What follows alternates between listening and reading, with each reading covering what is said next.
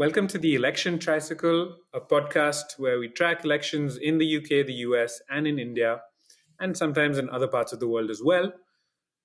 This week we have again Tom Hamilton from London and Emily Tamkin, who's returned from holiday and back on the podcast. That's right. I'm back in a big way. Just before we get going, I'd like to remind folks that the Election Tricycle has a premium segment. We do extra goodies for those who'd like to support our work and want to get more discussion on elections around the world. All you have to do to subscribe to our extra bits is go to tricycle.hubwave.net for £5 a month or the equivalent wherever you are.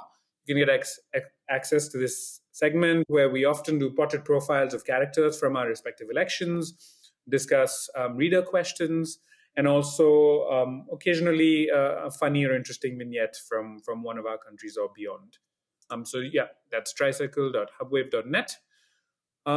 This week, before we get into our main segment, we thought we'd have a quick catch-up on what happened in Slovakia, where there were presidential elections that we discussed a couple of weeks ago. Emily, what happened? Yes, that's right.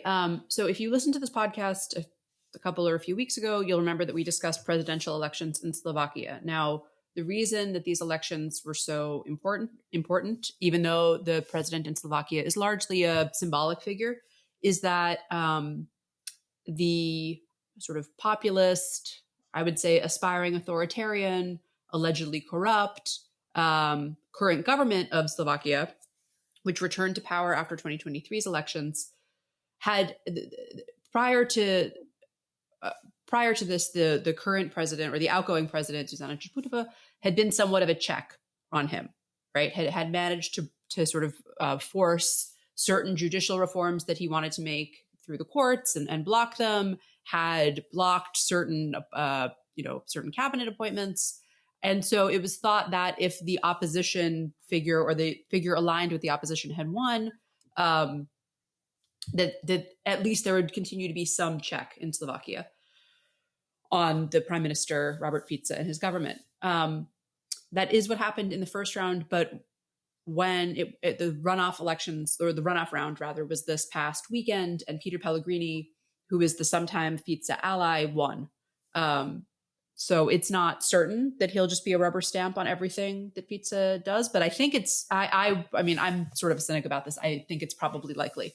And that this was one election this year that, is sort of sad news for those who want rule of law and accountability and anti-corruption efforts to pull through in elections. But now back to our regularly scheduled tricycle programming. Tom? Yeah, so we thought that what we'd do this week is talk a bit about what is a really regular theme in basically almost any election that you've ever heard of anywhere in the world, which is the theme of whether an election is a change election or a continuity election, whether this country needs change message, which is a conventional opposition message, or the we need more of the same, help us finish the job message, which is normally an incumbent government message, how those are playing in our three systems in the same ways and in different ways. I think I'm going to start off by talking about how that's playing in the UK, and then we'll think about how it's going in India and the States in, I'm not quite sure which order. We'll see how the conversation goes. But it's really interesting in Britain, where we have obviously a government that's been in office for 14 years now, albeit with a surprisingly large number of prime ministers over that time. We're on prime minister at number, I think, 5 since David Cameron, who was a relatively long-serving prime minister, about 6 years in office. But then all the other ones have been a lot shorter, including Liz Truss, who we've spent almost as long speaking about on this podcast as she had in office in total as prime minister, including the time she spent asleep, who did 49 days, and then Rishi Sunak's been in office ever since then, which means that a continuity message is quite hard for that party to run, just because there just hasn't been a lot of continuity, especially over the sort of the second half of this of the Tories' time in office. And one of the really interesting things about the way that Rishi Sunak has approached his time as Prime Minister is a real confusion about whether he wants to be a changed Prime Minister or a more of the same Prime Minister. And he's ended up being a bit of both at different times in ways that are really quite confusing if you stop and think about it. So one of the things that he did at his conference speech last year, when he'd been in office for a bit less than a year, the big theme of his conference speech was that there'd been a failed consensus in UK politics ever since the fall of Margaret Thatcher, basically sort of 30 years ago, and that we needed to break out from this failed consensus, which politicians of both main parties had been responsible for over that period.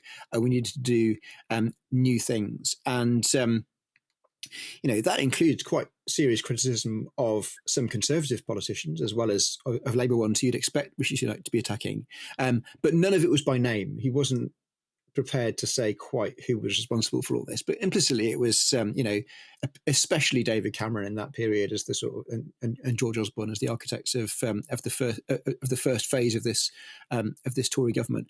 And the main thing he did in this sort of change speech was to say that he was going to stop a major public project that had been going on for some time, HS2, which is a high-speed rail line from the south of England to the north of England, and he was going to basically curtail it from where it was planned to go. So this was sort of a big change, albeit arguably not a very sensible one from the purposes of national infrastructure. Anyway, the speech didn't go down very well, and within about a month of making his speech, he'd appointed David Cameron, who he'd criticised not quite by name, as the Foreign Secretary in his government, on the ground that he was a highly experienced and effective minister, which, to be fair, he is one of the most effective ministers in the Sunak government. He was actually in the States, and he may still be in the States now, trying to persuade various different politicians across the spectrum in America to back more aid to Ukraine. Immediately leaving that continuity message behind. But at the same time, his core message that he gives the public is that we need to stick to the plan that's working. He's got a plan, we've got to stick to it. So that's very much a continuity message. And yet at the same time, on top of that, the big forward-looking policy that he's got is that he wants to abolish a particular tax in the UK. National insurance is one of the taxes that you pay on your income if you're working in the UK, and then in the long term he wants to see that got rid of. Which, whether you think it's a good idea or a bad idea from a public policy point of view, is a really major change in the way that we're taxed, and it will only happen if the Tories win the election. And so one of their messages is, if you want to end this tax, then you've got to vote for us. And so it's really hard to know where we are on change versus more of the same in terms of where the government is. Now, so far as the opposition is concerned, you'd expect them to be running a "it's time for change" message, and they are. Keir Starmer, the Labour leader, obviously wants to have a change of government, and a lot of his messaging is about how the Tories have made a mess of things over the last 14 years and that we need change.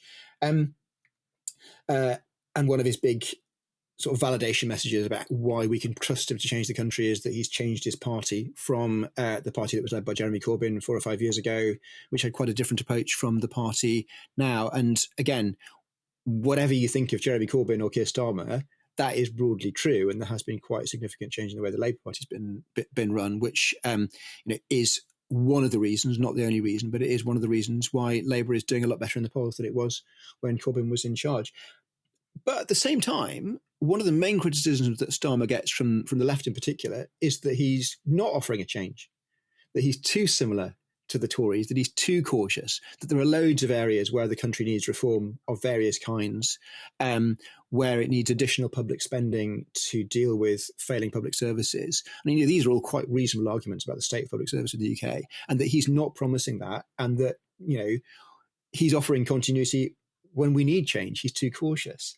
And his strategic caution and Rachel Reeves's caution over spending is conscious. It's a dividing line that they are offering up. They are saying the Tories have made a mess of the economy, especially over the last sort of relatively short period when, Liz Truss spent an enormous amount of money on tax cuts and then almost immediately reversed them, and everyone's mortgages and rents went up, and it was economically pretty catastrophic. He wants to say, I'm not going to do that sort of thing. I know some people would like me to spend more money and raise more taxes, but we can't do that because it isn't safe economically to do that. We've got to be careful about how we spend money, which is not a mad message, but it's also not a very exciting message. So that's a dividing line in itself. And of course, the fact that the Tories want to cut this major tax going forward, but haven't said quite yet what their timetable is for doing it, how they'd pay for doing it. There are all sorts of different ways you could do it, some of them more sensible than others, but they just haven't said what their method is. That is another dividing line that, we've got this forward-looking, speculative economic instability from the Tories, maybe if they win, versus a more economically cautious approach from Labour, while at the same time, in lots of ways, wanting to be quite radical. So it is a change versus more of the same election, because all elections always are, but it's one in which both parties are trying to embody both change and more of the same at the same time in ways that get quite confusing.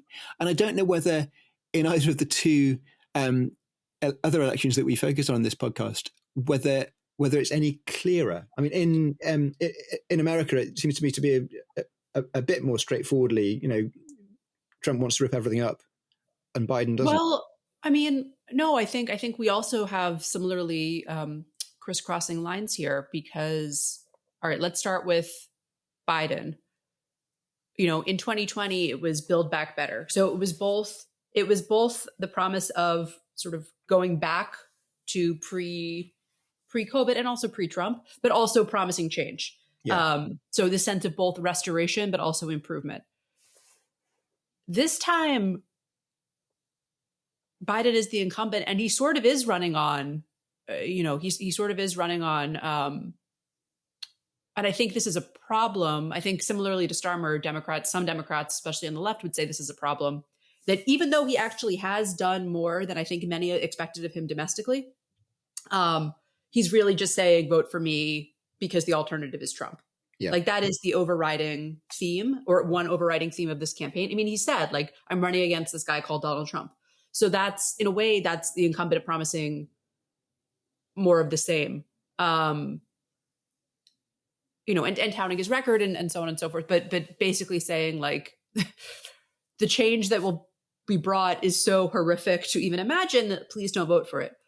The Republican Party right now, I think, is really interesting, parenthetical derogatory, in how they balance this, because so I think there's some of it where they're like, are you are you better off than you were 4 years ago? And it's like, or I think there's a certain extent to which they want to convince people that Biden was president in 2020, which, to be clear, he was not. Trump was. Or actually, let me just take this part over. I think that to some extent, the Trump campaign is trying to play this trick where they like convince you that Biden was president in 2020, which was a horrific year, which he was not. But also, more than that, I think the whole MAGA movement is both promising like dramatic change, right, to the civil service, to foreign policy, to life as we know it. But it's also in this language of more of the same from before, like from many decades ago. Right. It's this like nativist returning America to, we used to be, the country's gone to hell. So it's both change and also fighting back against change and the fear that some in our society feel at the idea of change. Yeah, because they both straddle these lines. Make America great again. The word Right, again is critical in that, isn't it? Exactly. Yes. Yeah, and it's an interesting. I mean, in a way, you see that with. I mean, what's most interesting to me about what Tom's talking about is this effort from a long incumbent party in the UK in attempting to portray itself as the change party to some extent, without a fundamental rupture. Trump, if Trump had followed let's say, a Republican presidency, you could still argue he was something of a rupture from the establishment. And so I know people disagree with certain elements of that, but there are candidates even within the Tories maybe who could make more forcefully that argument, and Rishi Sunak is not that person. In India, it plays out in an interesting way. So, of course, last week we spoke of the advertisement about London that you mentioned, and we also spoke about the And this was on the premium segment. So for those who aren't premium subscribers, do know that we're having lots more discussions in the additional extra bits. We discussed Kachativu, which is this island that India recognized as being part of Sri Lanka in the 70s, that has come up as an issue now in Indian politics because the BJP-led central government needs to find an issue to take on and to appear to be fighting some opponent when everyone thinks they will win. And so they're going back, as often Modi has done, to Nehru and saying that Nehru and Indira Gandhi before were the villains of the peace, and we'll make sure you don't return to that. But one of the unappreciated things of Indian elections, which does the same thing in a very different way, is the BJP is running again, as we've talked about quite a bit, and is expected to win. And they're clear front runners. There's little question about this. And yet, out of the 303 BJP MPs who won last time, a whole 100 of them have been dropped. And so you're going into these elections with an assumed continuity because it's Modi at the top and it's the BJP, but 1/3 of that parliamentary class has been dropped as candidates. Why is that, Rohan? Because we had a situation in the UK before the 2019 election where Boris Johnson basically kicked quite a significant number of largely pro-Remain Tory MPs out of the Tory party, and so there was more of a renewal of the personnel within the Tory parliamentary party than would otherwise have been. Is there a single reason why most of these people have been kicked out, or is it just 100 different reasons for 100 different people? It's a good question. One of the answers is that it's not uncommon in India, especially in places where sort of party, let's say, where you can see party loyalty over candidate loyalty. But it's one of those classic ways of addressing anti-incumbency is to say that we'll change the local level leader while having continuity at the top. It's been done before, but you're seeing Modi and the current BJP do it in a way that at a much larger scale, because they can offer so much continuity and stability at the top that they can change. I mean, in both Haryana, a state in the north, and Gujarat, Modi's home state, in the last couple of years, they've not only just changed a large number of the candidates running again, they've changed the chief ministers without there being a big reason to do so, just ahead of elections, keeping the idea that as they become so to speak, a hegemonic party where you can expect them to just continue winning. They've controlled Gujarat for 2 decades now.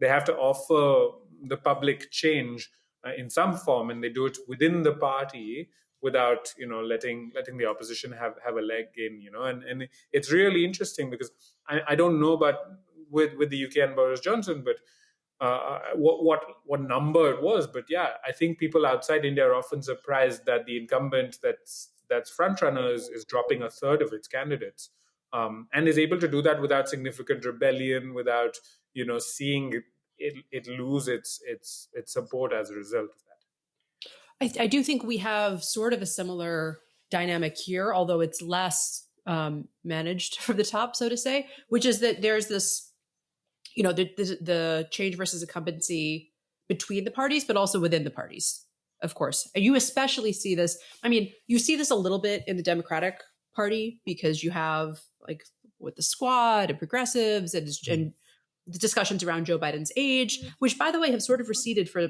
the moment in America's political discourse. It was like he did an okay job at the State of the Union, and then the actual transcript from the his deposition came out, and everyone was like, "Oh, that's fine," and we sort of moved it along.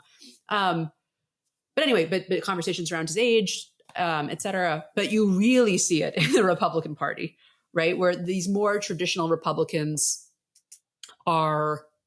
I shouldn't say more traditional, where Republicans who are sort of, these Republicans who are of the mold of what in our pre-Trump world, associated with the classic Republican, they're leaving. They're just like, I can't do it anymore. Like, if you occasionally shake hands with a Democrat, you're run out of town. And I think the incoming, those promising change within the Republican Party are like, no, it's Trump's party now. and Trump allies party now. And I think they're right, honestly.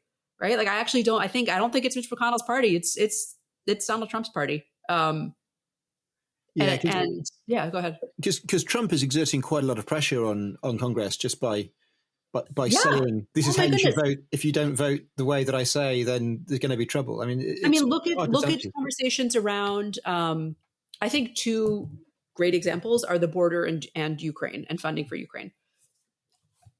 If Trump had not said like, no, don't make a deal. The deal that was before Congress on the border was like a draconian piece of legislation, in my opinion. You know, this is not like a pro-immigrant, sure. Pro-migration bill, and he said, don't vote for it. And they didn't, because he said, right, because it's about like it was about, no, we want this to be a problem for the election, and we want Trump to be back in power, and we want our guys to be the ones fixing this. There is no way that I know that there are Republicans in Congress who grew up like worshiping Ronald Reagan, you know, telling themselves that America won the Cold War, who in a slightly different situation would never be voting to hold up aid to Ukraine. But they are, because these issues now matter less than what Trump tells them to do.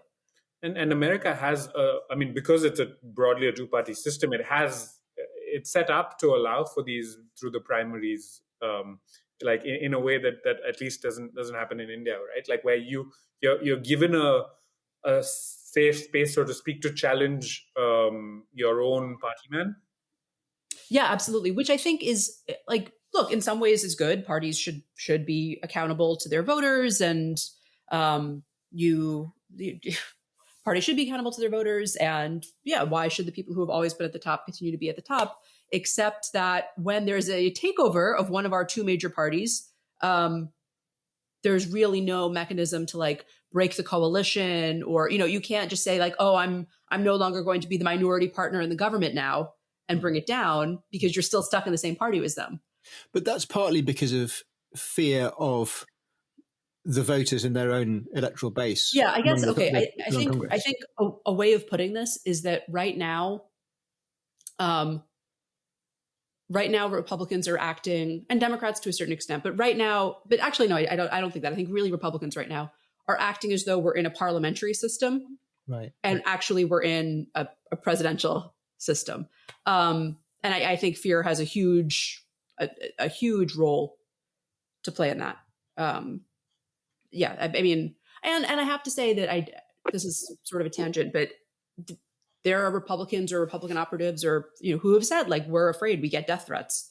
And I sympathize with that, of course, but Democrats are also getting death threats, right? It's not like AOC or Ilhan Omar are just like waltzing into their offices every day, no problem, not worried about their safety and security. So I think that perhaps for the health of the nation, that's something that we should grapple with, but I'm not an elected Republican. Yeah, but some of those Democrats, they are absolutely facing the same threats of violence, arguably from different people, but the same threats of violence that some of these Republicans are, but they're not facing the same sort of grassroots primary challenges, I think. Mm-hmm. Is that fair to say? Yeah, I think they are being primaried, but from the center. Yeah. I mean, in one sense, everyone gets primaried, right? Yeah. So it's not really comparable. And you know what, to a certain extent, like, so for example, I am a strong believer that Mitch McConnell, after Trump was impeached the second time, should have whipped his senators to vote to convict. Yeah. And Trump would have not been the leader of the party anymore in a certain sense, because he would no longer have been able to hold elected office. There are people who, when I make this point, will say, but they would have been primaried and lost their primaries. And like, they're not wrong. Personally, I think that's a choice that they should have made, because the thing that you're saving in addition to the country is the Republican Party, and sort of taking back control, as they say, from this one guy. But they would have been primaried, and they would likely have lost. Maybe one question, I don't know if we need to open up that, in the remaining time, is for the change and continuity question, is how Trump has played out this week on abortion, where he's attempting to moderate his own record, but do so in a way that still empowers change. Like, I don't know if we could, if we have enough time to get into that, Emily. Yeah, and No, I think before you answer that as well, Emily, I think one of the things that really interested me about that is the way that Biden is using that as a change message. Mm-hmm. So, you got to elect. If you don't elect me, we're not going to be able to get Roe versus Wade back. Right. And right. quite whether he can achieve that, even if he wins, I think feels to me like it's probably up for grabs. But he's certainly right that it won't happen if he loses. This is an issue that has gone from Democrats for being a continuity issue to a change issue. Yeah. And in some ways for Republicans has the exact reverse has happened. And I think they found that it's actually easier to run on this when it's a change issue. Like Brexit. Absolutely. Like abortion and Brexit. I am always drawing a comparison between those two. I think you're absolutely right, Rohan, that Trump is trying to play both sides on this. To say like, oh, it will still be up to the states, but also I'm the guy who got rid of Roe versus Wade. Side note, I think everyone should disabuse themselves of the notion that if a national abortion ban came before him, he wouldn't sign it. Like saying, oh, well, this is the law of the land. It's kind of cutesy thing that Republicans have done for a long time. We've seen where that's ended. And I think, I think Biden, for a long time was a little too continuity on this issue. I'll say that, right? A little too, I personally think that he was too conservative and still is in many ways on the matter of reproductive rights. But I do think in this election, he has at least realized for his own political survival, like you need to couch this in terms of change, right? You need to couch this in terms of both what you can do to ameliorate the situation and also to make clear that Republicans, even though they're saying, like some are saying, oh, it'll still be up to the states, it's really continuity, that things will get worse for those seeking to have bodily autonomy. So I guess what we can say to wrap the whole thing up is that all three of our elections are going to be won by the Continuity Party and by the Change Party, because because those are the only options on the ballot. And that we've seen that these candidates want to be both, depending on their audience. Well, I think that about wraps it up for our main section today. Thanks a lot for listening, and we will be back in a minute for those of you who have signed up for our premium section. And if you haven't, please do on tricycle.hubwave.net. And for those of you that haven't, go away. Come back next week. And for those of you that have, see you in just a second.